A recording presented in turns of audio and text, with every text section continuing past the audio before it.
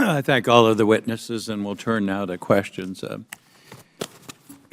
I started out commenting on the East Falls Church derailment NTSB report, and it quite specifically says that interviewers suggest that inspectors fabricated track measurement and inspection reports.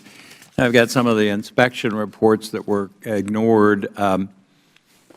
Mr. Wiedefeld, I know we just got the report yesterday, and you know, almost every time you come before me, I say, well, steps need to be taken to hold people accountable. And you've done that. You got rid of some of the management people who are not effective and others. Now, can this, it seems like it's fairly simple to trace this back to people from the report and who they interviewed. And then the reports that were submitted, someone was responsible for ignoring those reports. Can these people be held accountable? Now, you know me, my recommendation is fire those that did not perform. Can we have some results and action based on what we've seen from this report? Yes, Mr. Chairman, if I could just give you a bit of background. What the NTSB actually reported is the information that we gave them. That was part of a independent investigation that I had started immediately, where I had outside people come in. So have those people been, I mean, you had the information and gave it to them. Have you taken action already? Yes. What I did immediately is, once I basically got informed about what we were hearing and what we were seeing, I started a criminal investigation. I hired 2 independent prosecutors. That investigation is still open. Okay. So I do not want to comment any further on that. Okay. But that is exactly what we will be doing. Again, holding people accountable, and that there are consequences for inappropriate or negligent action, and if it's worse than that, they need to be held. I'm told that the I asked about an inspector general for the operation or someone overseeing. I'm told that that's a weak position, either through the performance of the current individual or the position not having the authority to go in and take some action. What's your assessment? The OIG answers to the board. They do not answer to me. That office is unanswered. Mr. Evans, you want to comment on it? Again, unless you have somebody with some teeth to go after people, and the information that I'm getting is the IG is either weak in performance or the position is weak. What do you say? What I have tried to do as the Chairman, Mr. Chairman, is to empower the IG to be more aggressive than it has been in the past. Do you set that authority up, or is that set by a statute, Federal statute? Federal statute. It's in the compact. It is Federal statute? Yes. I'm not going to be here, but that might be something you all could look at, is strengthening the IG position so it's got some teeth.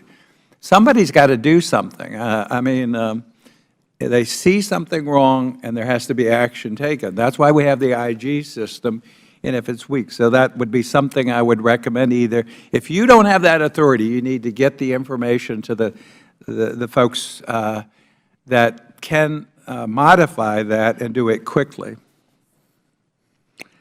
Mr. Hart, what's the status of our arcing connections? Thank you for the question. We just issued our final report on that recently, so the recommendations are relatively recent. The recommendations that are a little older were our urgent recommendations about the connection of the power cables that they needed, that we saw many of them were missing some of the sleeves to keep the stuff out. I went down, looked at that. Correct. I saw the arc. And we're seeing good progress on the action to those. But where are we? Do you know? Maybe Mr. Wiedefeld can tell me. Yes, we've eliminated, it's the orange boots. Right. We have basically replaced all those in the underground system, which is where the key issue is. Right. And we have basically, we have about 5% left on the above ground, and that's to be done with the remaining surges. When we get into those surge areas, we'll replace those. Okay, so you're about 5%, so the smoke, maybe this site that I cited that you can go on and see if Metro's on fire can be taken down pretty soon. Okay, our arcing and the connections, communications, worked on that for God knows how long. Where are we? I understand the agreement has been executed with the cell companies. The installation has begun. I understand there's only 3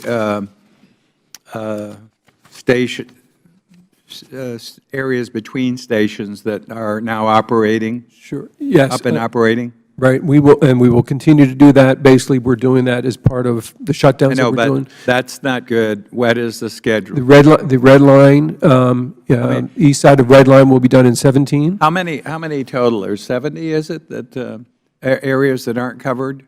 And we have 3 underway, and then I'm told there are some that are in the process of being having the equipment installed. Is that correct? Yes, sir.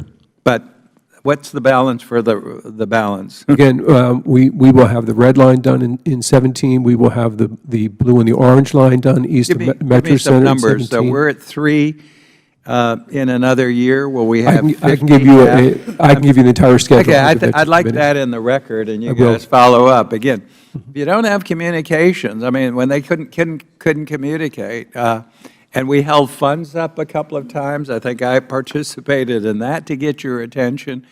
But we've got to have the communications between the stations, both for the safety of the passenger, but also for the crew and everybody else to communicate. So that's one that still undone. Okay, back to Hart.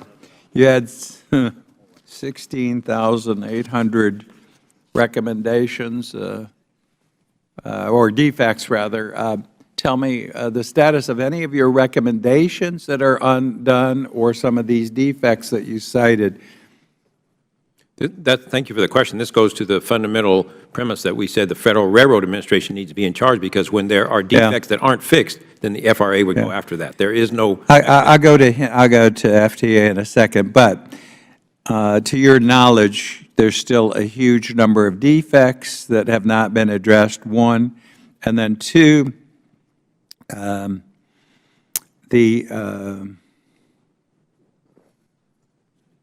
the recommendations that you had, I forget how many you had of that, but very few of those have been met.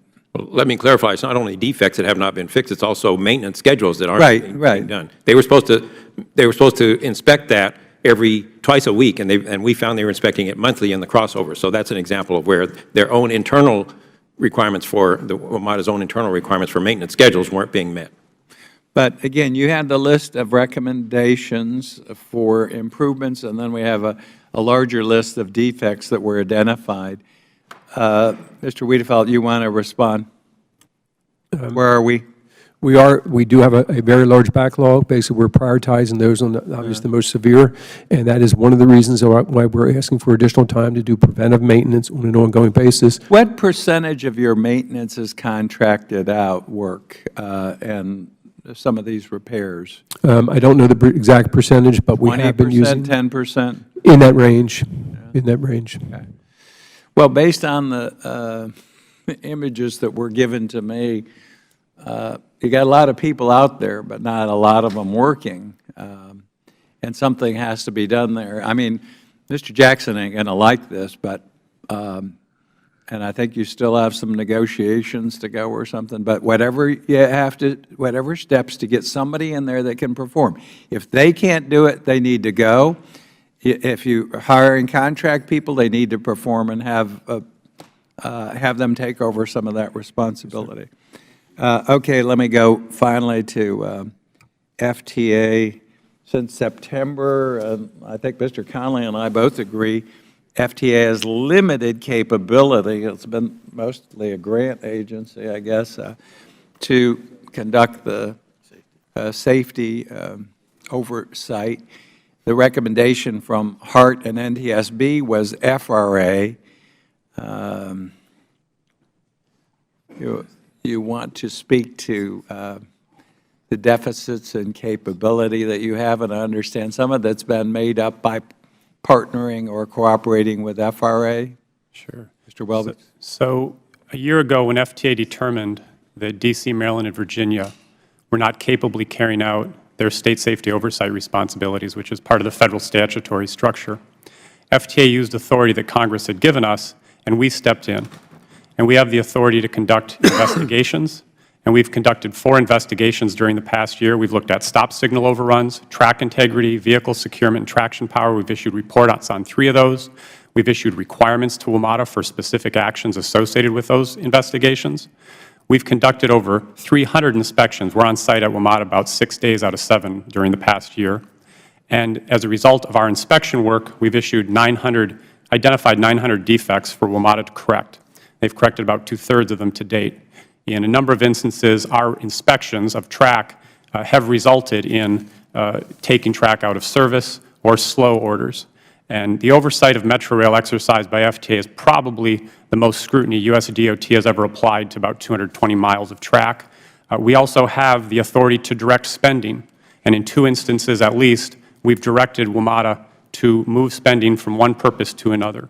We directed spending in one case to $20 million toward the 7000 series cars to replace the 1000 series cars, which are subject to an NTSB recommendation to remove them from service.